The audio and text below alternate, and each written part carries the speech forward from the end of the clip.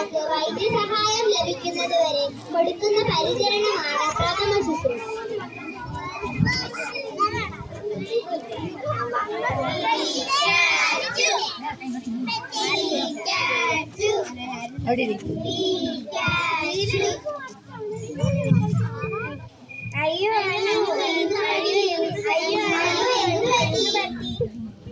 എല്ലാരും മാറി നിൽക്കൂ. ഇത് ബോധക്ഷയമാണ്. തളർന്നു കിടക്കുന്നയാളുടെ കാലുകൾ രണ്ടും പൊക്കി വെക്കാം.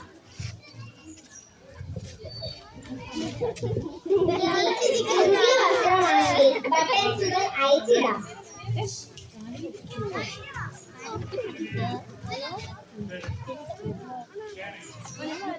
ഇതൊക്കെയാണ് ബോധക്ഷയം ഉണ്ടാകുമ്പോൾ നാം ചെയ്യേണ്ടത്.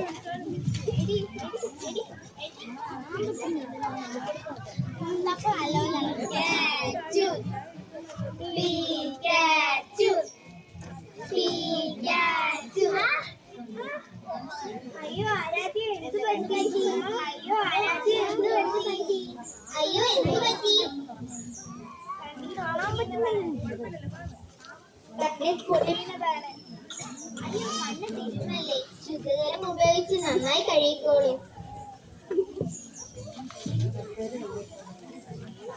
ഓ ഇതൊരു ചെറിയ പൊടിയാ.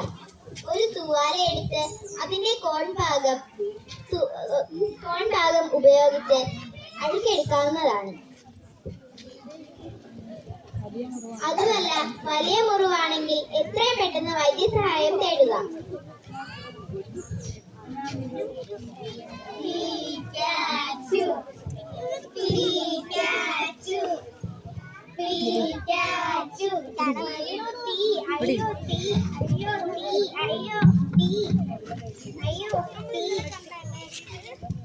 അയ്യോ ഇത് പൊള്ളലേറ്റല്ലോ. ഇങ്ങനെ കിടന്ന് ഓടല്ലേ. വായു കാരണം തീ ആളി കത്തും. താഴെ കിടന്ന് ഉരുണ്ടോളൂ.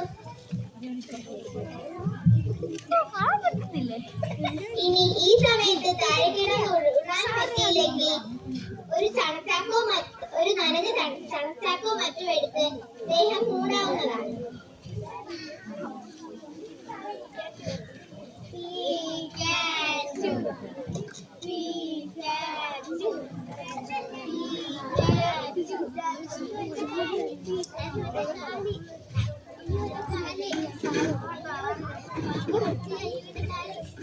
അയ്യോ പാമ്പ് കടിച്ചതാണല്ലോ.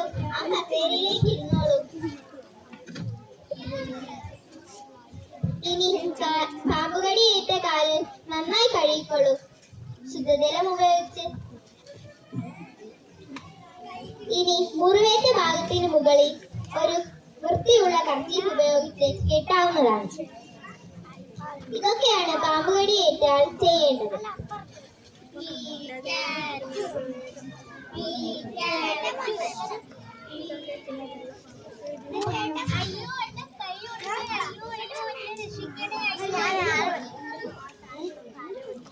അയ്യോ അയ്യോ എന്നെ രക്ഷിക്കണേ. അയ്യോ അയ്യോ എന്റെ കൈ ഒടിഞ്ഞേ. അയ്യോ അയ്യോ അയ്യോ ഇത് കൈ ഒടിഞ്ഞതാണല്ലോ.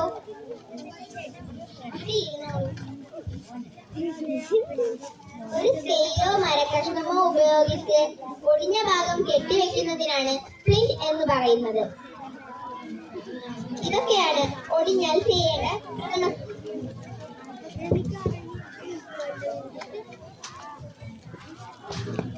അയ്യോ എന്റെ മൂക്കിന്ന് ചോര വരുന്നേ. അയ്യോ എന്റെ മൂക്കിന്ന് ചോര വരുന്നേ. അയ്യോ മൂക്കിന്ന് ചോര വരുന്നു. അവിടെ ഇരിക്കൂ.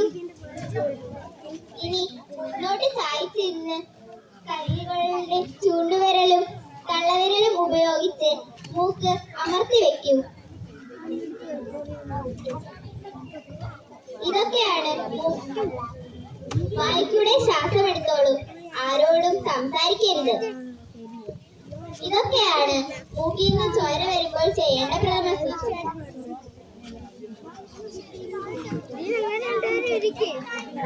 കൂട്ടുകാരെ ഇങ്ങനെയൊക്കെ